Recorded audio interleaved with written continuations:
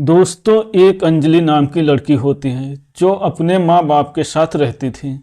अंजलि के mummy papa बहुत गरीब थे, इसीलिए वो दूसरों के घरों में काम करते थे। अंजलि अपने 4 भाई बहनों में सबसे बड़ी होती है। अंजलि का घूमने और मौज मस्ती करने में बहुत मन करता था, इसीलिए वो ज़्यादा पढ़ाई भी नहीं करती है और अपने घर पर ही रहती थी। मोहल्ले में ही अंजलि की एक सहेली रहती थी। उसका एक बॉयफ्रेंड था।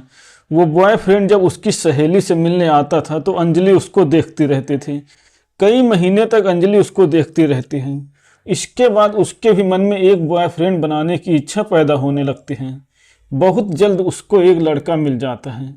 अंजलि उस लड़के से धीरे धीरे जान पहचान बनाने लगती हैं और देखते ही देखते दोनों में जान पहचान हो जाती है।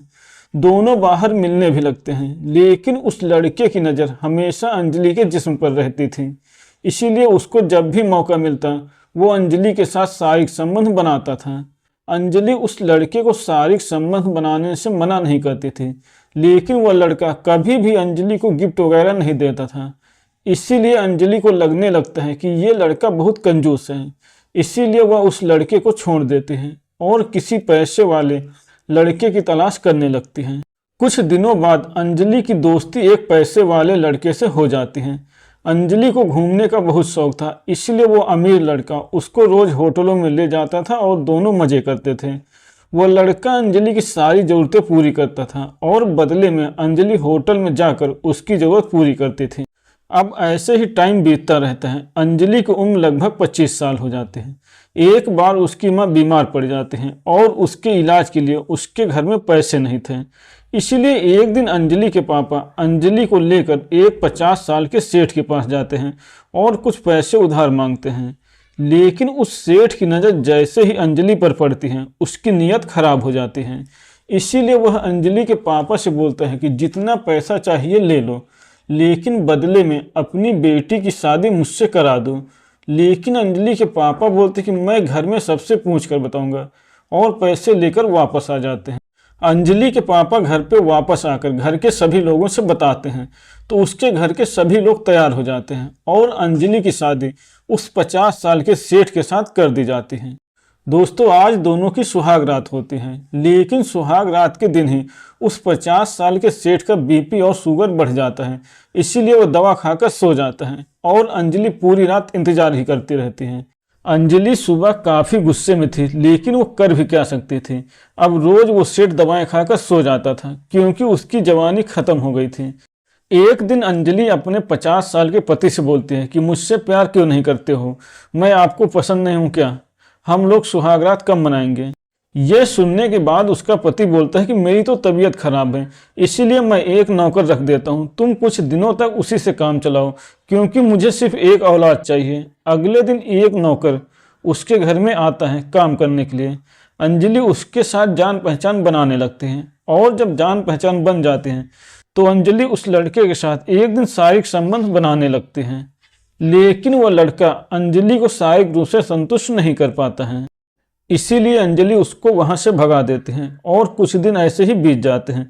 एक दिन एक अफ्रीकन मूल का लड़का उसके यहाँ कमरा लेने आता है किराए पर और एक कमरा पसंद कर लेता है। वो अफ्रीकन मूल का काला हफ्सी वहीं पर एक कमरा लेकर रहने लगता है। अंजलि एक दिन जब उस हफ्सी को देखती है तो उसको लगने लगता है कि मुझे अगर कोई संतुष्ट कर सकता है तो वो यही लड़का है, यही लड़का मुझे संतुष्ट कर सकता है।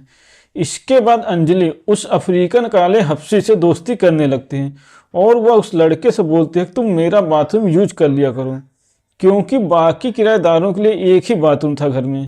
एक दिन वह अफ्रीकन अंजलि के बाथरूम में नहा रहा था, तभी अंजलि बाथरूम में साबुन लेने के बहाने आ जाती है। बाथरूम में जब अंजलि उस लड़के के प्राइवेट पार्ट को देखती हैं तो वह उस लड़के के साथ संबंध बनाने के लिए परेशान होने लगती है। इसीलिए वो भी उस लड़के के साथ नहाने लगते हैं और नहाते नहाते वह उस काले हफ्सी के साथ अश्लील हरकतें करने लगती हैं। तो उस लड़के को भी उस काले हफ्सी को समझ आ जाता है कि अंजलि को क्या चाहिए, इसलिए वह अंजलि के साथ शारीरिक संबंध बनाने लगता है। और वो काला हफ्सी अंजलि के साथ इतना जोरदार तरीके से शारीरिक संबंध बनाता है कि उसकी हालत खराब कर देता है, लेकिन अंजलि को वो खुश कर देता है।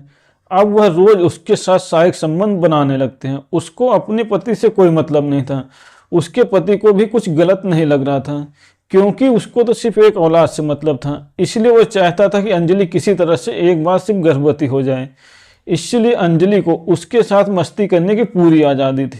लेकिन कुछ दिनों बाद वो काला हफ्सी अपने एक और दोस्त को वहां पर बुला लेता है और दोनों एक ही कमरे में रहने लगते हैं और दोनों अंजलि के साथ शारीरिक संबंध बनाते हैं।